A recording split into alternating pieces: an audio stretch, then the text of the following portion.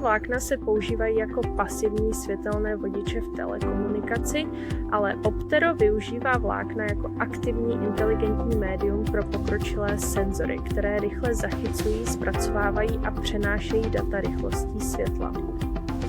Široké spektrum světla může cestovat malým jádrem křemíkového optického vlákna s minimálním útlumem na dlouhé vzdálenosti.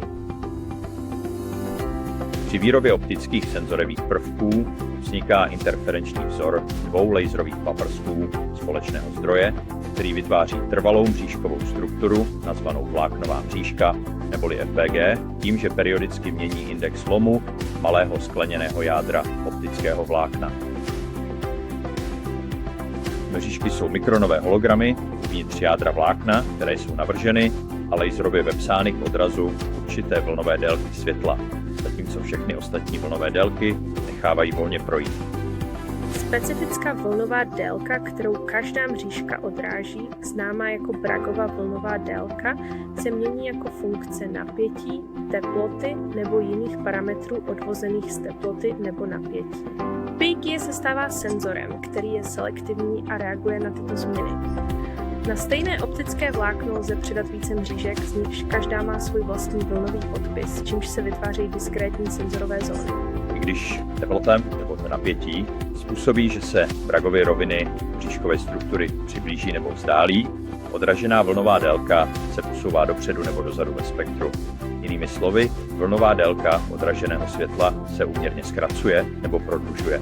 To hustotní vlnové dělení multiplexování, které využívá Optero, mění nasazení z drátů pro každý senzor na senzory na vlákno, což umožňuje až 100 senzorů na jedno optické vlákno. Odemčení plného potenciálu těchto miniaturních, ale výkonných FPG navržených operatorem nabízí Optero jedinečný sortiment systémů pro sběr dat nazvaných interogátory k interpretaci jejich fotonických signálů. Rodina interogátorů iSense od Operatora nabízí bezkonkurenční rychlost vzorkování pro více senzorů na základě FPG pro nejnáročnější aplikace.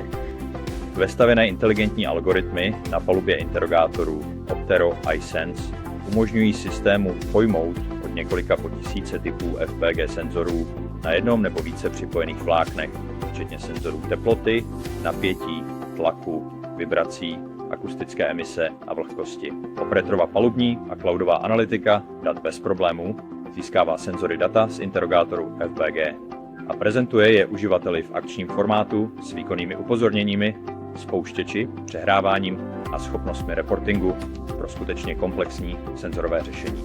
Přesné simultánní měření špičkových vlnových délek FPG umožňuje vysoce přesné sledování dynamických deformací. Frekvenční odezva na vibrace může být zobrazena pro každý senzor.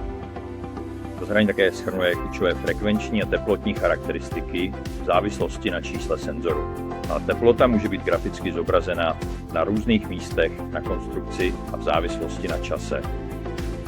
Aplikace té inovativní fotonické detekční schopnosti zahrnují měření různých mechanických, elektrických, fyzikálních a chemických parametrů pro monitorování a řízení údržby kritické infrastruktury v datových centrech, energetických utilitách, chytrých infrastrukturách, výrobě obnovitelných energiích, výzkumu a vývoji, biologických vědách a letectví a obraně.